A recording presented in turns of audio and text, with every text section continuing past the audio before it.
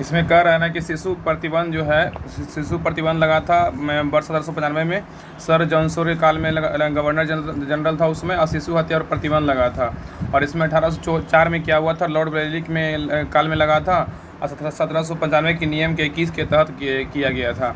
आगे है कि सती प्रथा और प्रतिबंध, ये बोलेगा कब हुआ था, 1829 में हुआ था, लॉर्ड विलियम बेंटिंग के काल में हुआ था। सती प्रथा और प्रतिबंध बोलेगा 1829 में लॉर्ड विलियम बेंटिंग काल में हुआ था। सती प्रथा पूर्ण प्रतिबंध बोलेगा 1829 के नियम 17 के तहत किया गया, 17 के तहत किया गया था। देखिए दास प्रथा और प्रतिबंध कब लगा था, दास प्रथा और प्रतिबंध 1843 में लगा था। और इसका जो इसमें गवर्नर जनरल कौन था, तो लॉर्ड एलन बोरो था। कितना कौन था, एलन बोरो था। 1833 के चार्टर अधिनियम द्वारा 1843 ईस्वी में दासता को प्रतिबंध कर दिया गया था। आगे बताइए, हिंदू विधवा पुनर्विवाह बताइए। 56 में लगा। हाँ, हिंदू विधवा पुनर्विवाह जो 1856 में लगा था, और ये लॉर्ड कैनिंग के उसमें गवर्नर जनरल था। हिंदू विधवा पुनर्विवाह जो 1856 में लॉर्ड कैनिंग उसमें गवर्नर जनरल था, और विधवा विवाह की अनुमति जो है ना ये दिया गया था, इसका विशेषता था। आगे बताइए कि नेटिव मैरिज एक्ट बताइए, native marriage act. Native marriage act 1872 ईस्वी में हुआ था। इसका गवर्नर जनरल थे लॉर्ड नॉर्थवुड। इसका भी अंतरराष्ट्रीय हाँ, नेटिव मैरिज एक्ट जो है ना 1872 ईस्वी में लगा था, लॉर्ड नॉर्थवुड के काल में लगा था। अंतर्जातीय विवाह इसका विषय था नेटिव मैरिज एक्ट का। बताइए एज ऑफ कंसेंट एक्ट बताइए, age of consent act. Age of consent, हाँ, तो एज ऑफ कंसेंट एक्ट जो है 1891 ईस्वी में लगा था, और ये लैंस डाउन के गवर्नर जनरल था इसमें। और लड़की के लिए विवाह की आयु 12 वर्ष निर्धारित किया गया था, इसी में किया गया था। शारदा एक्ट बताइए, शारदा एक्ट। 30 में आया था इरविन के समय में। शारदा एक्ट बोलेगा तो 1930 ईस्वी में लगा था, इरविन के समय लगा था। और विवाह के लिए लड़की की न्यूनतम आयु जो है ना 14 वर्ष की, एवं लड़के को न्यूनतम आयु 18 वर्ष। क्वेश्चन पूछेगा ना कि कौन सा अधिनियम जो है ना, उसमें कौन सा अधिनियम था जिसमें विवाह के लिए लड़की की न्यूनतम आयु 14 वर्ष थी और लड़कों की न्यूनतम आयु 18 वर्ष था, तो कौन सा अधिनियम था, शारदा एक्ट था। और शारदा एक्ट कब अधिनियम आया था, तो वर्ष 1930 में आया था। और उस समय गवर्नर जनरल कौन था, तो लॉर्ड इरविन था। कौन था, लॉर्ड इरविन था, याद रखिएगा। आगे है ब्रिटिश कालीन समितियाँ एवं आयोग। ब्रिटिश कालीन समितियाँ एवं आयोग है, इसमें वायसराय दिया हुआ है, आयोग समितियाँ दिया हुआ है, स्थापना वर्ष है, अध्यक्ष और स्थापना का उद्देश्य है। बताया कि लॉर्ड डलहौजी इनाम आयोग का जो स्थापना किसके समय हुआ था, लॉर्ड इनाम आयोग का जो स्थापना हुआ था 1852 में स्थापना हुआ था। इसका अध्यक्ष इनाम थे। स्थापना का उद्देश्य था भूमि संबंधी विवेचन। लॉर्ड जो है ना इनाम आयोग, इनाम आयोग जो समितियां था ना, ये लॉर्ड डलहौजी वायसराय था उसमें आया था। और इसका स्थापना हुआ था इनाम समिति का 1852 ईस्वी में हुआ था। उसमें अध्यक्ष कौन थे, इनाम थे। कौन थे, इनाम। और इसका स्थापना का उद्देश्य क्या था, भूमि संबंधी विवेचना था, याद रखिएगा। तो इनाम समिति की स्थापना 1852, इसका अध्यक्ष इनाम, और इसमें वायसराय कौन था, लॉर्ड डलहौजी था। और इसका स्थापना का उद्देश्य क्या था, भूमि संबंधी विवेचना था। तो दूरभिक्ष आयोग बताइए, इसमें वायसराय कौन था, इसका स्थापना कब हुआ था, इसमें अध्यक्ष कौन थे बताइए।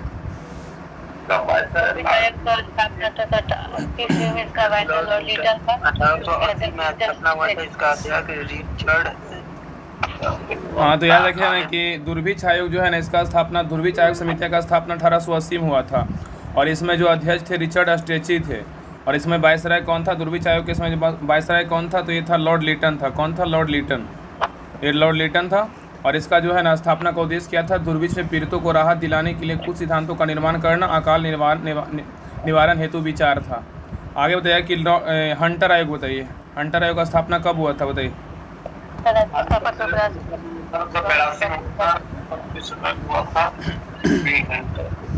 हंटर आयोग का जो स्थापना हुआ था 1882 में हुआ था। इस समय कौन था अध्यक्ष, तो वी हंटर था।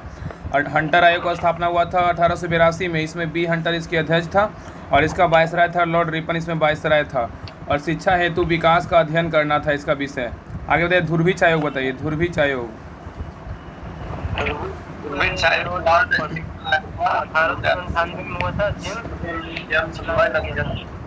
हाँ, दूरभिक्ष आयोग का बोलेगा 1898 ईस्वी में हुआ था। इसमें अध्यक्ष कौन था, जेम्स लायल था। और इसका जो वायसराय था लॉर्ड एलिगिन था। कौन था, लॉर्ड एलिगिन। और इसका दूरभिक्ष आयोग का उद्देश्य क्या था, तो 1880 के दूरभिक्ष आयोग का रिपोर्ट अध्ययन करने के लिए अपना सुझाव देने के लिए था। आगे है ध्रुवीच आयोग, एक और है, बताइए ध्रुवीच आयोग का स्थापना कब हुआ था? उसमें कर्जन था, लॉर्ड कर्जन उसमें वायसराय था, बताइए उसमें स्थापना कब हुआ था? 1901 में हुआ था। हाँ, ध्रुवीच आयोग का स्थापना हुआ था 1901 में हुआ था। एक का हुआ था 1898 में, उसमें वायसराय था लॉर्ड इल्गिन था। लेकिन दूसरा जो ध्रुवीच आयोग आया था समितियाँ, उसमें स्थापना हुआ था 1901 में, उसमें वायसराय था लॉर्ड कर्जन था और इसके अध्यक्ष बोलेगा तो एंथनी मैकडोनाल्ड थे। और ध्रुवीच जो है ना, द्वितीय ध्रुवीच आयोग का रिपोर्ट पर सुझाव दिया गया था। आगे तो सिंचाई आयोग बताइए। सिंचाई आयोग के सिंचाई हुआ था 1901 में ही हुआ था। इसका अध्यक्ष थे सर। हाँ, सिंचाई आयोग बोलेगा तो लॉर्ड कर्जन था और इसमें इसका स्थापना हुआ था 1901 में हुआ था। सर बेल्वियन स्कॉट इसके अध्यक्ष थे और सिंचाई व्यवस्था पर व्यय करने की योजनाएं था और सिंचाई व्यवस्था पर व्यय करने की योजनाएं था इसका। आयोग है फ्रेजर आयोग बताइए, फ्रेजर आयोग। आयोग 1902 में लाया गया कर्जन के समय में। फ्रेजर इसका अध्यक्ष था। देश में पुलिस शासन की जांच फ्रेजर आयोग जो था ना, इसका स्थापना हुआ था 1902 ईस्वी में हुआ था फ्रेजर आयोग का स्थापना।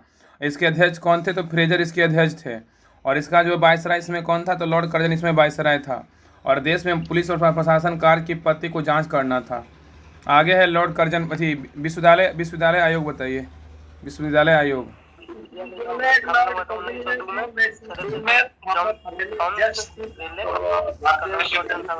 विश्वविद्यालय आयोग बोलेगा इसका स्थापना हुआ था 1902 ईस्वी में हुआ था। विश्वविद्यालय आयोग का स्थापना हुआ था 1902 में और थॉमस रेले इसमें जो है ना अध्यक्ष थे और किसके समय हुआ था? लॉर्ड कर्जन के समय हुआ था। और इसका उद्देश्य क्या था? तो भारतीय विश्वविद्यालय की कार्यविधि और उनकी दिशा का निरीक्षण करना और विश्वविद्यालयों के संविधान एवं शिक्षा स्तर को ऊंचा उठाने के लिए सुझाव देना था। आगे बताइएगा, नेक्स्ट है कलकत्ता विश्वविद्यालय आयोग बताइए, कलकत्ता विश्वविद्यालय आयोग। कलकत्ता विश्वविद्यालय आयोग 1917 में लॉर्ड चेम्सफोर्ड लाया था। माइकल सेटलर इसका अध्यक्ष था। कलकत्ता तो कलकत्ता विश्वविद्यालय आयोग का जो स्थापना हुआ था 1917 ईस्वी में हुआ था। इसमें अध्यक्ष थे माइकल सेडलर, इसमें अध्यक्ष थे। कलकत्ता विश्वविद्यालय आयोग जो स्थापना हुआ था उसमें वायसराय कौन था? लॉर्ड चेम्सफोर्ड था। और कलकत्ता विश्वविद्यालय आयोग का उद्देश्य क्या था? कलकत्ता विश्वविद्यालय की कार्यप्रणाली, सेडलर आयोग और उनके दोषों की जांच करना था। आगे थे भारतीय सेंटहर्ट समिति बताइए। भारतीय सेंटहर्ट समिति 1925 में लॉर्ड इरविन लाया था। एंड्रयू एस्किन इसका अध्यक्ष था। भारतीय सेना का भारतीयकरण करने संबंधित सुझाव। हाँ, तो भारतीय सेंटहर्ट समिति जो है ना, इसका स्थापना हुआ था 1925 में। इसमें अध्यक्ष था एंड्रयू एस्किन था। इसमें वायसराय था लॉर्ड रीडिंग था और इसका उद्देश्य क्या था? भारतीय सेंटहर्ट समिति का भारतीय सेना का भारतीयकरण करने संबंधी अपने सुझाव देने के लिए था। आगे बताइए बटलर समिति बताइए, बटलर समिति। बटलर समिति हुआ था 1927 में। इसका और वोल्टर था और इसका अध्यक्ष विदेशी राज्यों और विदेशी ब्रिटिश भारत के संबंधों की जांच। बटलर समिति का जो स्थापना 1927 इसमें बटलर समिति का स्थापना हुआ था और हर कोर्ट बटलर इसमें जो है ना अध्यक्ष थे और लॉर्ड इरविन जो है ना इसके क्या थे? इसमें वायसराय था लॉर्ड इरविन। तो बटलर समिति का उद्देश्य क्या था? देशी राज्यों और ब्रिटिश भारत सरकार के संबंधों की जांच करना और उनके बीच शांतिपूर्ण संबंधों की स्थापना के लिए सुझाव देना था। आगे है साइमन आयोग बताइए, साइमन आयोग। साइमन आयोग 1927 साइमन आयोग जो स्थापना हुआ था 1927 में स्थापना हुआ था साइमन आयोग का और इसमें अध्यक्ष सर जॉन साइमन थे और इसका जो वायसराय कौन था? इस समय वायसराय लॉर्ड इरविन था। तो साइमन आयोग के समय वायसराय कौन था? Lord Irwin. इसका साइमन आयोग का स्थापना हुआ था 1927 में और उसमें अध्यक्ष था सर जॉन साइमन था और 1919 के अधिनियम द्वारा सुधारों की समीक्षा करने के लिए था। आगे भारतीय वैधानिक आयोग बताइए। भारतीय वैधानिक आयोग लॉर्ड इरविन लाया था 1929 में। इस पर और अपनी रिपोर्ट देने और उसके विकास के लिए सुझाव देने के लिए। भारतीय वैधानिक आयोग का स्थापना हुआ था 1929 में स्थापना हुआ था भारतीय वैधानिक आयोग का। इसमें अध्यक्ष कौन थे? फिलिप हर्टोग थे और इसमें वायसराय कौन था? लॉर्ड इरविन वायसराय था भारतीय वैधानिक आयोग के। और इसका उद्देश्य क्या था भारतीय वैधानिक आयोग का? तो शिक्षा की स्थिति पर अपनी रिपोर्ट देने और उसके विकास के लिए सुझाव देने के लिए था। आगे बताइए हिटले आयोग बताइए, हिटले आयोग। हिटले आयोग 1929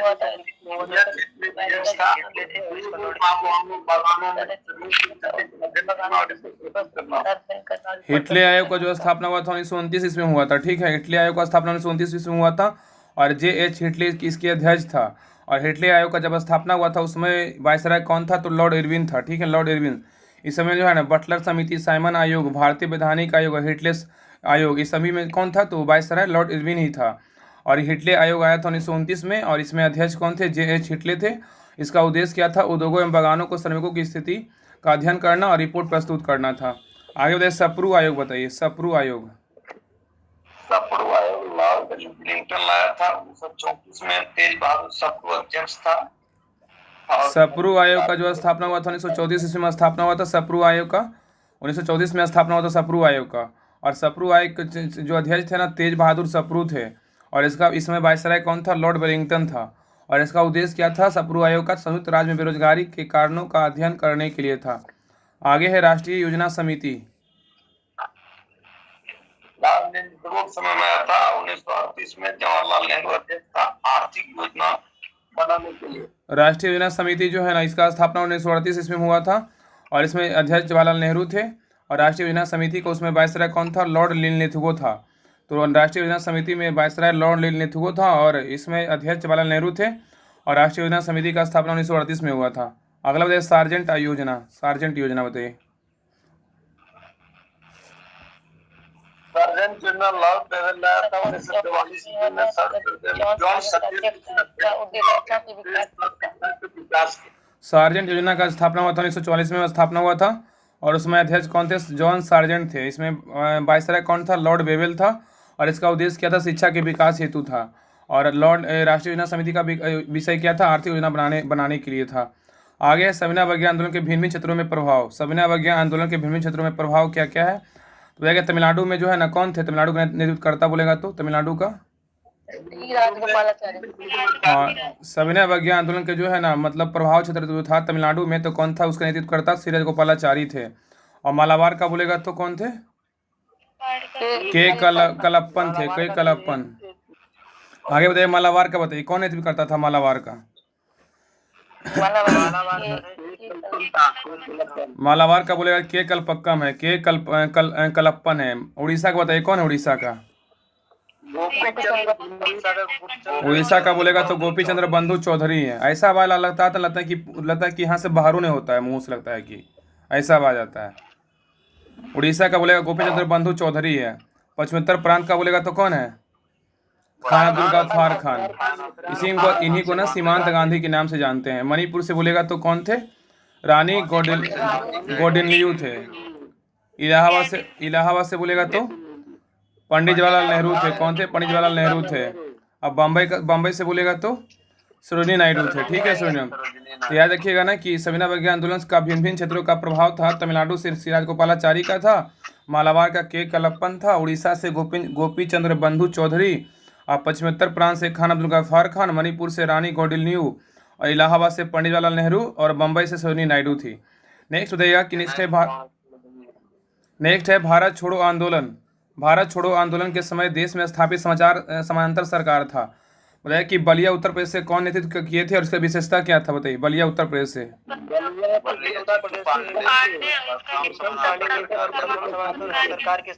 बलिया उत्तर प्रदेश से जो है ना, इसका नेतृत्वकर्ता कौन थे, चेत्तू पांडे थे। इसका विशेषता क्या था, प्रथम समानांतर सरकार की स्थापना था। मिदनपुर बताइए जो पश्चिम बंगाल में है।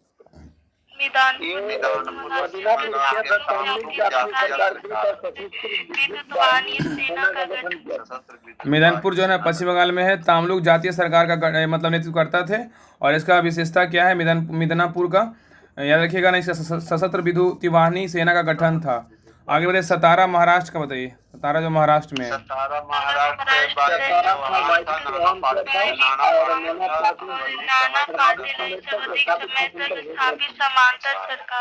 महाराष्ट्र जो है ना बाई वी चौहान नाना पाटिल है।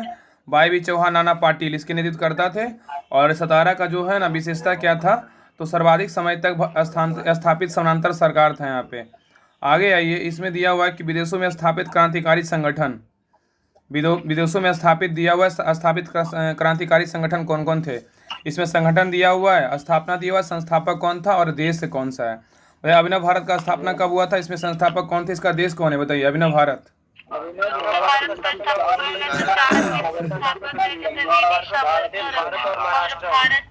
अभिनव का भारत का बोलेगा स्थापना हुआ था 1904 में हुआ था। इसमें संस्थापक कौन थे? वीडी सावरकर थे इसके संस्थापक अभिनव भारत का। और 21 देश में हुआ था, भारत महाराष्ट्र में हुआ था। आगे बताइए इंडिया हाउस बताइए।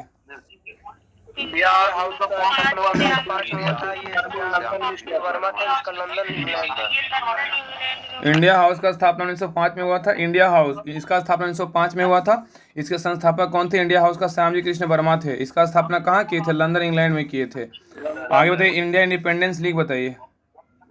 इंडिया इंडिपेंडेंस के साथ में हुआ था।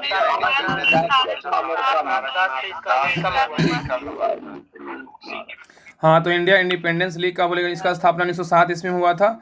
और इसमें जो संस्थापक थे ना तारकनाथ दास थे, याद रखिएगा।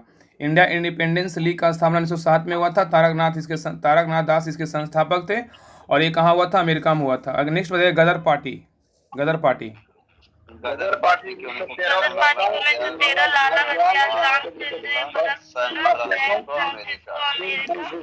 गदर पार्टी का स्थापना 1913 ईस्वी में हुआ था। और इसमें इसके संस्थापक कौन थे? लाला हरदयाल, रामचंद्र और बरकतुल्ला थे। तो गदर पार्टी का स्थापना 1913, लाला हरदयाल, रामचंद्र, बरकतुल्ला इसके संस्थापक थे। और गदर पार्टी का जो स्थापना हुआ था सैन फ्रांसिस्को अमेरिका में हुआ था। इंडिपेंडेंस लीग ऑफ गवर्नमेंट स्वतंत्र सरकार का बताइए। ये 1915 में हुआ था। राजा महेंद्र प्रताप थे, ये कबूल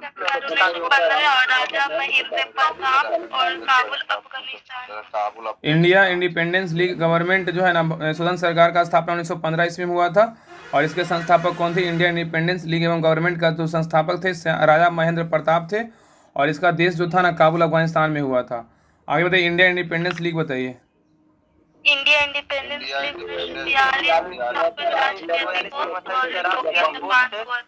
जापान। हाँ, तो इंडिया इंडिपेंडेंस लीग का जो स्थापना हुआ था 1942 ईस्वी में स्थापना हुआ था। और इसमें संस्थापक कौन थे? रास बिहारी बोस थे। तो इंडिया इंडिपेंडेंस लीग का संस्थापक कौन थे? तो रास बिहारी बोस थे।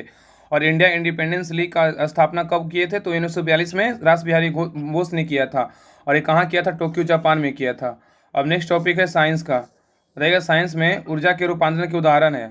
बताइएगा इसकी सौर सेल किसको रूपांतरण करता है? सौर सेल बोलेगा तो सौर सेल प्रकाश ऊर्जा का विद्युत ऊर्जा में करता है। प्रकाश ऊर्जा को विद्युत में कौन करता है? तो सौर सेल करता है। प्रकाश को विद्युत में करता है तो सौर सेल करता है। डायनेमो बताइए। डायनेमो डायनेमो करता है यांत्रिक ऊर्जा से विद्युत ऊर्जा में। अगर प्रकाश से विद्युत में आएगा तो सौर सेल, और यांत्रिक से विद्युत में आएगा तो डायनेमो। आगे है विद्युत मोटर बताइए। विद्युत मोटर विद्युत मोटर आएगा तो विद्युत से यांत्रिक में। विद्युत मोटर आएगा तो विद्युत से यांत्रिक में। और माइक्रोफोन आएगा तो सौर सेल दिया है। ध्वनि ऊर्जा को विद्युत ऊर्जा में। बोलिए सर। सौर सेल दिया है, सौर ऊर्जा को विद्युत ऊर्जा में करता है। सौर ऊर्जा को प्रकाश ऊर्जा और विद्युत ऊर्जा में करता है सौर सेल। हाँ, माइक्रोफोन बोलेगा ना तो ध्वनि ऊर्जा को विद्युत ऊर्जा में करता है, याद रखिए। हाँ हाँ, चलिए। तो सौर सेल जो है ना प्रकाश ऊर्जा को विद्युत ऊर्जा में, डायनेमो यांत्रिक ऊर्जा को विद्युत ऊर्जा में, अब विद्युत मोटर आएगा तो विद्युत ऊर्जा को यांत्रिक ऊर्जा में, और माइक्रोफोन का बात करेगा तो ध्वनि ऊर्जा को विद्युत ऊर्जा में करता है। आगे बताइए लाउड स्पीकर बताइए। लाउड स्पीकर सब बहुत पूछता है। विद्युत ऊर्जा को ध्वनि लाउड स्पीकर बोलेगा विद्युत ऊर्जा को ध्वनि ऊर्जा में करता है। सितार बताइए। सितार यांत्रिक ऊर्जा को ध्वनि ऊर्जा में। सितार बोलेगा यांत्रिक ऊर्जा को ध्वनि ऊर्जा में। बल्ब या ट्यूबलाइट हीटर का जलना बताइए। विद्युत ऊर्जा को प्रकाश एवं ऊष्मा ऊर्जा में करता है। मोमबत्ती का जलना। मोमबत्ती का जलना बोलेगा तो रासायनिक ऊर्जा को प्रकाश एवं ऊष्मा ऊर्जा में। मोमबत्ती का जलना रासायनिक ऊर्जा से प्रकाश एवं ऊष्मा ऊर्जा में। कोयले का जलना। कोयले का जलना बोलेगा रासायनिक ऊर्जा को ऊष्मा ऊर्जा में। कोयले का जलना रासायनिक ऊर्जा को ऊष्मा ऊर्जा में। विद्युत सेल रासायनिक ऊर्जा को विद्युत ऊर्जा में। विद्युत सेल आएगा तो रासायनिक ऊर्जा को विद्युत ऊर्जा में। इंजन बोलेगा तो ऊष्मा ऊर्जा को यांत्रिक ऊर्जा में। इंजन बोलेगा तो ऊष्मा ऊर्जा की यांत्रिक ऊर्जा में। याद रखिएगा ना, अगर सौर सेल का बात करेगा प्रकाश को विद्युत ऊर्जा में, डायनेमो का बात करेगा तो यांत्रिक। इधर से बताइएगा कि प्रकाश ऊर्जा को विद्युत ऊर्जा में कौन करेगा? बताइए। प्रकाश से विद्युत में आएगा तो डायनेमो। प्रकाश से विद्युत में आएगा तो कौन करेगा? डायनेमो करेगा। बताइए कि यांत्रिक से विद्युत में कौन करेगा? यांत्रिक से विद्युत में डायनेमो। प्रकाश से विद्युत ऊर्जा में आएगा तो सौर सेल। यांत्रिक ऊर्जा से विद्युत ऊर्जा में आएगा तो डायनेमो। अब बताइए विद्युत ऊर्जा को यांत्रिक ऊर्जा में कौन करेगा? विद्युत मोटर करेगा। ध्वनि ऊर्जा को विद्युत ऊर्जा में कौन करेगा? तो माइक्रोफोन करेगा। कौन करेगा? माइक्रोफोन। और ये विद्युत ऊर्जा को ध्वनि ऊर्जा में कौन करेगा? हाँ, विद्युत ऊर्जा को ध्वनि ऊर्जा में कौन करेगा? तो लाउड स्पीकर करेगा। यांत्रिक ऊर्जा को ध्वनि ऊर्जा में कौन करेगा? तो सितार करेगा। और विद्युत ऊर्जा को प्रकाश एवं ऊष्मा ऊर्जा में कौन करेगा? बल्ब, ट्यूबलाइट, हीटर का जलना। और रासायनिक ऊर्जा को प्रकाश एवं ऊष्मा ऊर्जा में कौन परिवर्तित करेगा? कौन है करता है? मोमबत्ती का जलना। और रासायनिक ऊर्जा को ऊष्मा ऊर्जा में कोयले का जलना। रासायनिक ऊर्जा को ऊष्मा ऊर्जा में कोयले का जलना। रासायनिक ऊर्जा से विद्युत ऊर्जा में आएगा तो विद्युत सेल। और ऊष्मा ऊर्जा का यांत्रिक ऊर्जा में बोलेगा तो इंजन आएगा। ठीक है, इंजन। आगे आइए, आगे और भी दिया हुआ है, बताइएगा कि प्रकाश ऊर्जा को विद्युत ऊर्जा में कौन करेगा? प्रकाश ऊर्जा को विद्युत ऊर्जा में प्रकाश ऊर्जा को विद्युत ऊर्जा में करेगा प्रकाश विद्युत सेल करेगा। यांत्रिक ऊर्जा को विद्युत ऊर्जा में कौन करेगा? टरबाइन करेगा, टरबाइन। और विद्युत ऊर्जा को चुंबकीय ऊर्जा में कौन करेगा? ट्रांसमीटर करेगा, ट्रांसमीटर। प्रकाश ऊर्जा को विद्युत ऊर्जा में प्रकाश विद्युत सेल, यांत्रिक से विद्युत में जाएगा तो टरबाइन, विद्युत ऊर्जा से चुंबकीय ऊर्जा में ट्रांसमीटर, और नाभिकीय ऊर्जा से ऊष्मीय ऊर्जा, ऊष्मीय ऊर्जा से यांत्रिक ऊर्जा एवं यांत्रिक ऊर्जा से विद्युत ऊर्जा में कौन करेगा? परमाणु विद्युत गिरी करेगा। नाभिकीय ऊर्जा से ऊष्मीय ऊर्जा, और ऊष्मीय ऊर्जा से यांत्रिक ऊर्जा एवं यांत्रिक ऊर्जा से विद्युत ऊर्जा, इस समय कौन करेगा? परमाणु विद्युत गिरी करेगा। ठीक है। अब है केशिकत्व का उदाहरण। केशिकत्व का उदाहरण के बारे में कह रहा है कि ब्लॉटिंग पेपर स्याही को शीघ्र सोख लेता है क्योंकि इसमें बने छोटे छोटे छिद्र केशिंग नली की तरह कार्य करते हैं। क्या कारण है? केशिकत्व का ही कारण है। दे देगा ना कि ब्लॉटिंग पेपर स्याही को शीघ्र सोख लेता है क्योंकि इसमें बने छोटे छोटे छिद्र केशिंग नली की तरह कार्य करते हैं। तो क्या किसका उदाहरण है? केशिकत्व का उदाहरण है। आगे कहेगा कि लालटेन या लैंप की बत्ती में किसी कारण तेल ऊपर चढ़ता है, तो क्या होगा? केशिकत्व के कारण ऊपर चढ़ता है। लालटेन या लैंप की बत्ती में किसी कारण तेल ऊपर चढ़ता है तो केशिकत्व के कारण चढ़ता है। नेक्स्ट है पेड़ पौधे की शाखाओं, तनों एवं पत्तियों तथा तक जल और आवश्यक लवण किसी क्रिया द्वारा पहुंचते हैं। बताइए क्या होगा? केशिकत्व क्रिया के द्वारा पहुंचता है। क्वेश्चन पूछेगा कि पेड़ पौधे की शाखाओं, तनों एवं पत्तियों तक जल और आवश्यक लवण किस क्रिया के द्वारा पहुंचते हैं? तो केशिकत्व क्रिया के द्वारा जो है ना पहुंचते हैं, याद रखिएगा। आगे है कृत्रिम उपग्रह के अंदर भारहीनता की अवस्था। यदि किसी केश नली को जल में खड़ा कर दिया जाए तो नली में चढ़ने वाला जल स्तंभ का प्रभावी भार शून्य होने के कारण जल नली के दूसरे सिरे तक पहुंच जाएगा, चाहे केश नली कितनी लंबी क्यों ना हो। किस पे है? तो केशिकत्व का ही उदाहरण है। ठीक है, इशारा। आगे कह रहा है कि वर्षा के बाद किसान अपने खेतों की जुताई कर देते हैं ताकि मिट्टी में बनी केश नलियाँ टूट जाए और पानी ऊपर ना आ सके, मिट्टी में नमी बने रहे। क्या का किसका उदाहरण है? तो केशिकत्व का ही उदाहरण है। ठीक है। आगे कह रहा है यदि जल से भरी बाल्टी तौलिए का एक सिरा डाल दें तो जल तौलिए की असंख्य केश नलियों पर चढ़ने लगता है और पूरा तौलिया धीरे धीरे भीग जाता है। किसका कारण है? तो ये केशिकत्व का ही कारण है। ठीक है। आगे आइए, ये सारा उदाहरण केशिकत्व का ही है। आगे कह रहा है कि नींव वाले पेन की नोक बीच से चीर दी जाती है जिससे एक केश नली बन जाती है। इसी केश नली में स्याही लगातार चढ़ती रहती है और पेन चलता रहता है। क्या कारण है? तो केशिकत्व का ही कारण है, तभी काम करता है। आगे पृष्ठ तनाव का उदाहरण है। इसमें दिया हुआ है कि पृष्ठ तनाव के देखिए कि पतली सुई पानी पर तैरती दिखाई पड़ती है। किसके कारण? पृष्ठ तनाव के कारण। क्या होगा? पृष्ठ तनाव के कारण पतली सुई जो है ना पानी पर तैरती रहती है। नेक्स्ट है साबुन के घोल से बुलबुले का बनना, क्योंकि जल में साबुन घोलने पर इसका पृष्ठ तनाव कम हो जाता है और साबुन के बुलबुले के अंदर का दाब बाहर के वायुमंडलीय दाब से क्या होता है? अधिक होता है। क्या कारण है? पृष्ठ तनाव का कारण है। ठीक है। साबुन के घोल से बुलबुले का बनना, क्योंकि जल में साबुन घोलने पर इसका पृष्ठ तनाव कम हो जाता है और साबुन के बुलबुले के अंदर दाब बाहर के वायुमंडलीय दाब से अधिक होता है। किसका कारण है? पृष्ठ तनाव का ही कारण है। क्वेश्चन देखिए 12 में आया हुआ बिहार सही में। आगे है कि साबुन या डिटर्जेंट से गंदे कपड़े आसानी से साफ हो जाते हैं क्योंकि वे जल पृष्ठ तनाव को कम कर मैल की गहराई तक ले जाते हैं। क्या कारण है? तो पृष्ठ तनाव का ही कारण है। साबुन या डिटर्जेंट जो है ना गंदे कपड़े आसानी से साफ हो जाते हैं। क्या कारण? पृष्ठ तनाव का कारण है क्योंकि वे जल के पृष्ठ तनाव को कम कर मैल में गहराई तक चले जाते हैं। आगे कि जल के सतह पर मच्छरों के लार्वा पर तैरना पृष्ठ तनाव का कारण ही होता है। तो बताइए कि जल के सतह पर मच्छरों के लार्वा का तैरना किसका कारण होता है? तो पृष्ठ तनाव का कारण होता है। ठीक है। आगे है कि गरम सूप पृष्ठ तनाव का कारण ही स्वादिष्ट लगता है। तो बताइए गरम सूप जो है ना स्वादिष्ट किसका कारण लगता है? क्या कारण है? पृष्ठ तनाव कारण ही स्वादिष्ट लगता है क्योंकि गरम सूप का पृष्ठ तनाव कम होने के कारण यह जीभ के ऊपर सभी भागों में क्या होता है? फैल जाता है। इसी का पृष्ठ तनाव का ही कारण है। आगे पृष्ठ तनाव के कारण ही सेविंग ब्रश को पानी में बाहर निकालने पर उसके बाल आपस में चिपक जाते हैं। तो सेविंग ब्रश को पानी से बाहर निकालने पर उसके बाल आपस में चिपक जाते हैं, क्या कारण है? पृष्ठ तनाव का ही कारण है, ठीक है। पृष्ठ तनाव के कारण ही क्या होता है कि सेविंग ब्रश पानी से बाहर निकालने पे उसके बाल आपस में क्या होते हैं? चिपक जाते हैं। आगे समुद्र की लहरों को शांत करने के लिए उन पर तेल डाल दिया जाता है, यह किसका उदाहरण है? पृष्ठ तनाव का ही उदाहरण है। समुद्र की लहरों को शांत करने के लिए उन पर तेल डाल दिया जाता है, किसका उदाहरण है? पृष्ठ तनाव का ही उदाहरण है। कांच के सिरों को जब गर्म किया जाता है तो पिघला कांच गोल हो जाता है, क्या कारण है? पृष्ठ तनाव का ही कारण है।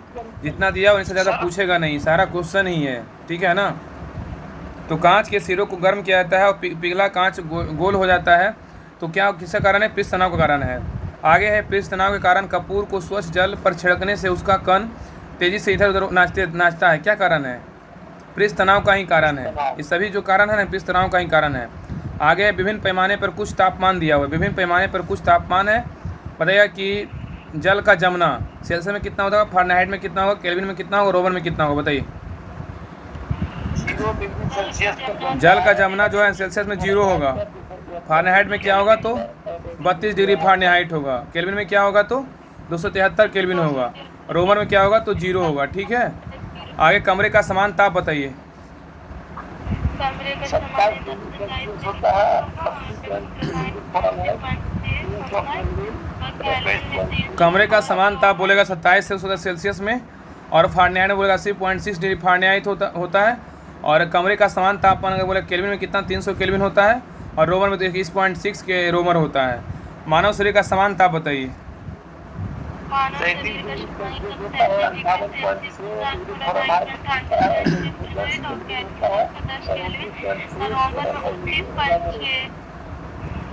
तो याद रखिएगा ना कि मानव शरीर का जो समान ताप होता है सेल्सियस में 37 डिग्री सेल्सियस होता है, और फ़ारेनहाइट में 98.6 डिग्री फ़ारेनहाइट, और मानव शरीर का समान ताप केल्विन में 310 केल्विन होता है, और रोमन में 29.6 रोमन होता है। आगे बताइए कि जल का उबलना।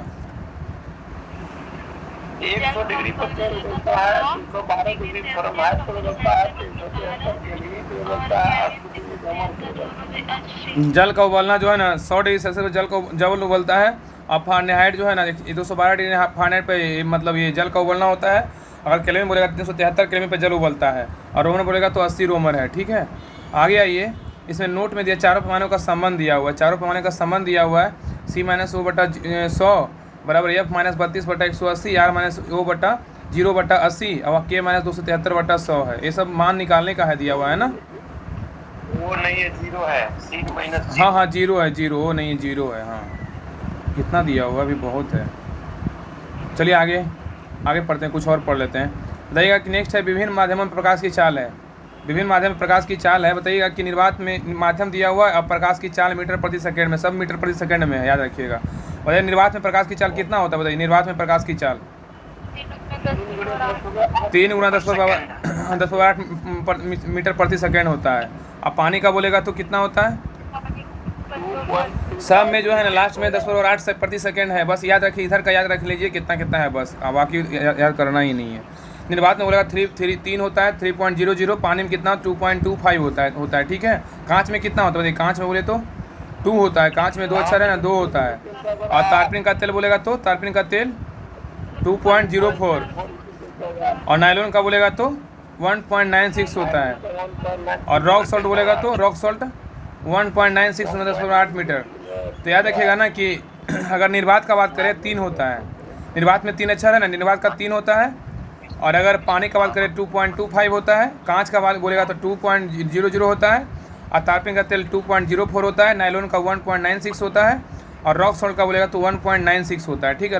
रॉक सॉल्ट और नायलॉन दोनों सेम है, याद रखिएगा। और कांच का 2 होता है, पानी का 2.25 होता है, और तारपीन का तेल बोला 2.04 होता है। आगे दिया हुआ है कि वास्तविक प्रतिबिंब दिया हुआ है और आभासी प्रतिबिंब दिया हुआ है। आगे दिया हुआ वास्तविक प्रतिबिंब दिया हुआ है, आभासी प्रतिबिंब दिया हुआ। बताइएगा कि यह वास्तविक से जो है ना, वास्तविक प्रतिबिंब क्या होता है? यह वास्तविक कटान से बनता है।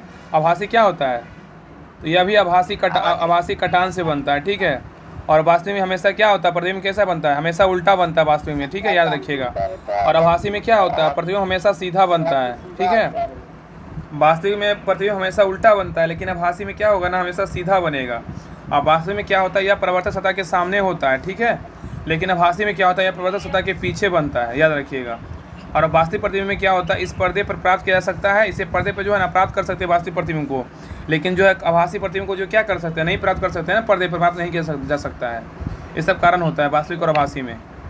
आगे दिया हुआ है कि वस्तु की स्थिति दिया हुआ है, ये भी बहुत इंपॉर्टेंट है।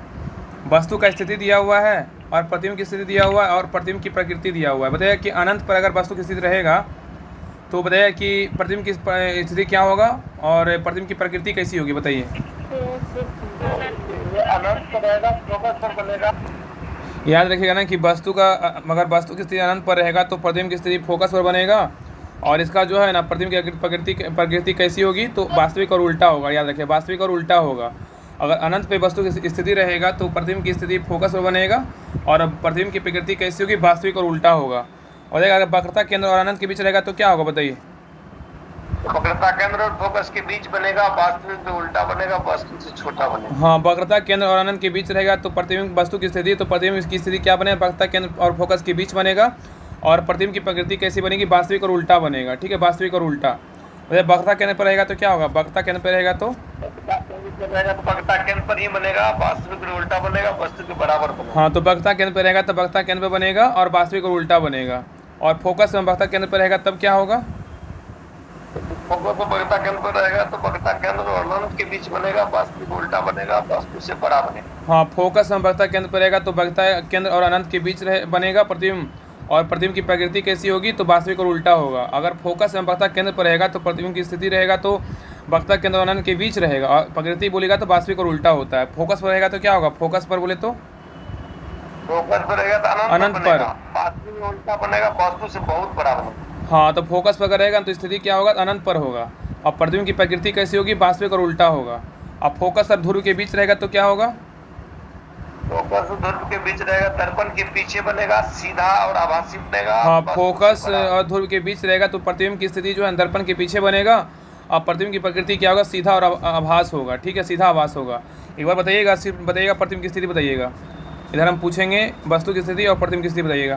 बताइए कि अनंत पर अगर वस्तु की स्थिति रहेगा तो प्रतिबिंब की स्थिति क्या होगा, बताइए, फोकस पर होगा, ठीक है ना। अनंत पर अगर वस्तु की स्थिति रहेगा तो प्रतिबिंब की स्थिति क्या होगा, फोकस पर होगा। बताइए कि वक्रता केंद्र और अनंत के बीच रहेगा तो क्या होगा, स्थिति बताइए क्या होगा, वक्रता केंद्र और फोकस के बीच होगा, ठीक है।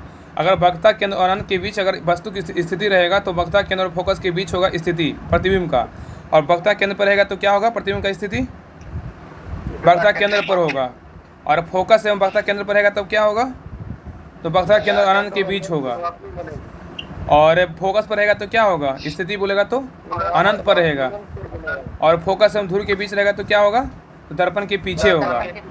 आप बताइएगा कि इधर बताइए प्रतिबिंब की प्रकृति कैसी होगी, अगर वस्तु की स्थिति अनंत पर रहेगा तो प्रतिबिंब की प्रकृति कैसी होगी, बताइए, उल्टा, वास्तविक और उल्टा होगा। हाँ, अनंत पर अगर वस्तु की स्थिति रहेगा तो प्रतिबिंब की प्रकृति जो है ना वास्तविक और उल्टा होगा। अगर वक्रता केंद्र और अनंत के बीच रहेगा तो क्या होगा, वास्तविक में उल्टा रहेगा प्रतिबिंब। वो छठा स्थिति याद रखिए, उल्टे।